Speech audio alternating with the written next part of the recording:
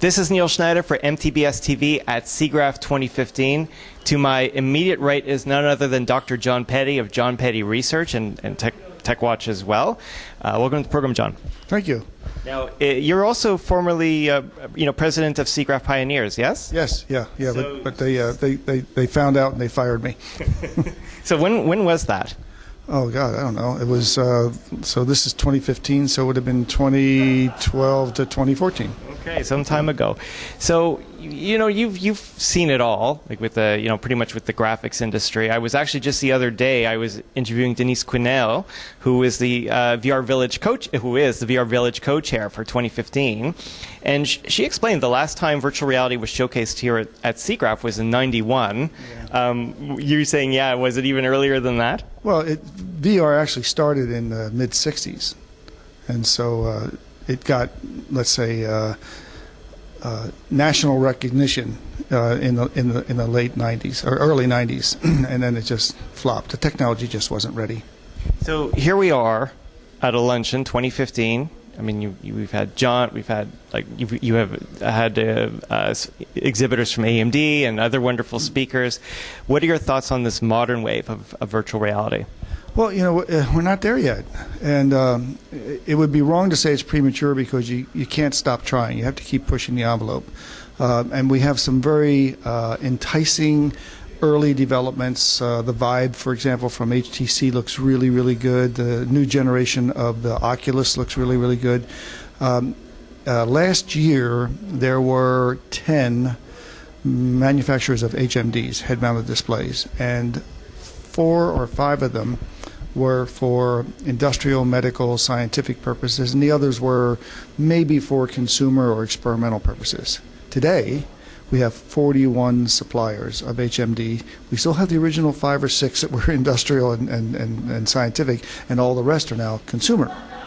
Well, that's an explosion that can't be sustained. There's too many suppliers. There's going to be a lot of broken hearts, a lot of investors that are going to be disappointed that went into these companies. And one of the things that's going to happen, sadly, is that the content, always the content, isn't going to be able to keep up. The content developers right now are unclear as to what they should be doing to make content for virtual reality. And case in point is, if you think about watching a movie or a TV, the camera is telling you this is where you're going to look. But in virtual reality, I can look over here or over there, and the camera may or may not be there. So that creates a new problem for a director. It creates a new problem for storytelling, and there are some ideas about how we're going to solve this and so forth, but it's not fully worked out. It's like the very early days of filmmaking when they were still figuring out how do you make a movie? What is the storytelling thing about a movie? One of the most intelligent things I heard said at this conference actually about VR was that VR is like having the best seat in the audience of a large stage play. Because people can be talking over here and you can be looking over there, right? Or vice versa and so forth, and the play goes on and you try and keep up with it as you can, but you're unconstrained, which is different than when you're in a movie watching TV. You're totally constrained. And so then the other problem is, okay, well, if you've got this wonderful open world to look at, well, where the heck's the camera? Well, we can't have a camera there, so maybe you're the camera. So like I said, there's a lot of questions that have to be resolved there about the content.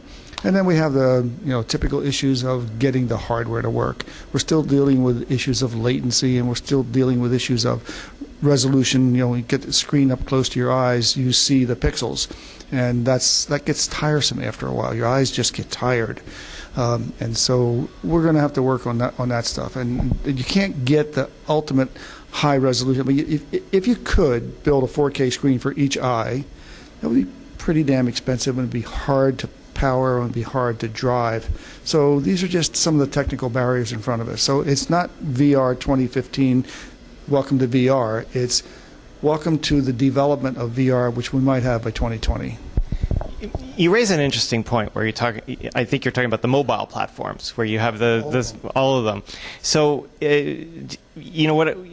one of the things about virtual reality is it does require a lot of processing power. I mean, it's stereoscopic, keeping the latency down, lots of pixels. Does mobile sound like the right platform for such a thing? It has to be mobile because who wants to be tethered? Right? I mean, if you look at the HMDs for virtual reality right now, there's cables. I was wearing one today, which was a very, very nice one, and it had a cable that thick dangling off the back of it, right? And I was always aware of that. So the desire of VR is to immerse you into another world where you are experiencing things that you can't experience. But the whole time I was doing that, I was also aware that someone had the back of my head, and that I could feel that, right? So I was losing that. The other problem, which a lot of people have talked about, is in this example that I had today, where I was doing that, they put me in front of a simulated TV, or not TV, but a computer screen with a keyboard. Well, I wanted to touch that keyboard, and I couldn't. Right, so the connection to the virtual world is lacking. So it's right now it's a vision of the virtual world, but not really total immersion. So when we're talking about mobile, I mean, there's the mobile in that you're not disconnected to any wires, that you're moving about the room, and then there's mobile as well as that. What's the device that's powering the experience? Yeah, because like from the presentations I've seen, there's a lot of focus on the mobile phone being the means of driving this technology. In your opinion, is that the right way to go? It's a way to go. The mobile phone or the smartphone brings a lot of advantages. Number one, it's self-powered. It's got its own battery and so forth. The screens are really, really high-res and getting higher res all the time. They're relatively inexperienced, and you probably already have one. So your investment cost goes down significantly to get a VR experience if you already have a pretty good smartphone.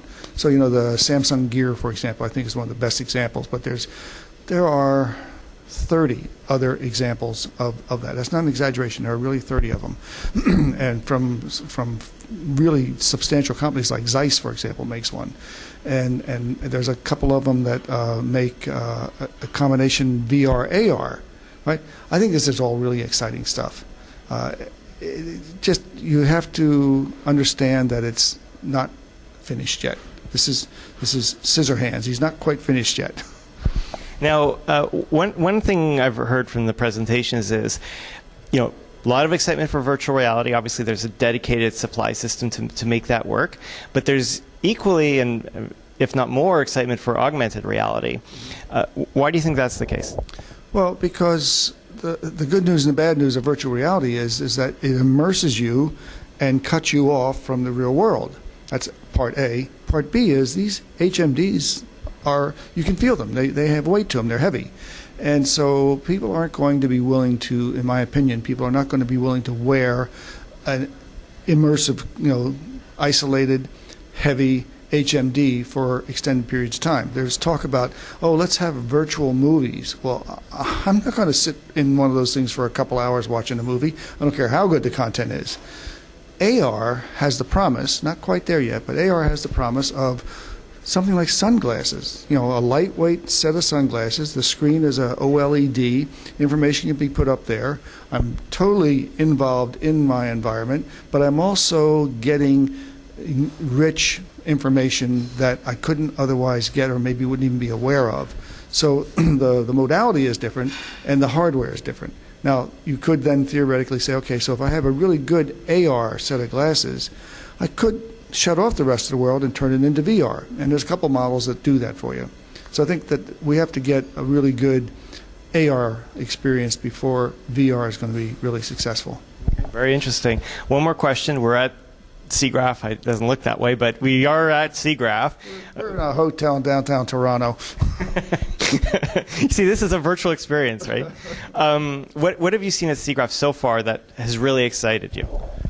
Well, I understand my interests are pretty broad. So the one thing that's excited me is the Qualcomm 820 processor, which is in their booth right now, and they are demonstrating real-time rendering of a big scene that was done originally on a big AMD computer 2 years ago. Qualcomm is showing that now you can do this on a handset. Pretty impressive. The other thing I saw that kind of rocked me was a small French company has developed cartoon animation software, which is extremely powerful, all kinds of movements and things like this, for $59. Wow. Yeah. Now, 4 years ago, there would have been at least 1 and maybe 2 zeros on that to do that, and maybe not even as powerful. So we're just moving at such a rapid pace. It's incredible. Now, I've got one more question for you. Well, I know, but I got a sharp one for you here. Now, it's a two-parter. So the first part, because I'm going to be hard on you today, John. So the first part, I think it's called Blind's Law. Yes. Yeah. Okay. Maybe you could describe what Blind's Law is. The idea was that in the production of a movie, it seems to you can't seem to beat this 2-year period of time that it takes to make a movie. And so the idea was postulated that, well, as we get faster processors and higher resolution screens and so forth, won't that make it easier for us to make the movie shorter? And Blind's premise is no, that the rendering time will always stay the same regardless of what the processor capability is or the screen resolution, because what we'll do is, instead of shortening the production pipeline time, we will make better pictures. Every director and every art director and every story director and so forth, they want images that they can't get. And that's where the money comes from, because they try and get those images in what's called post.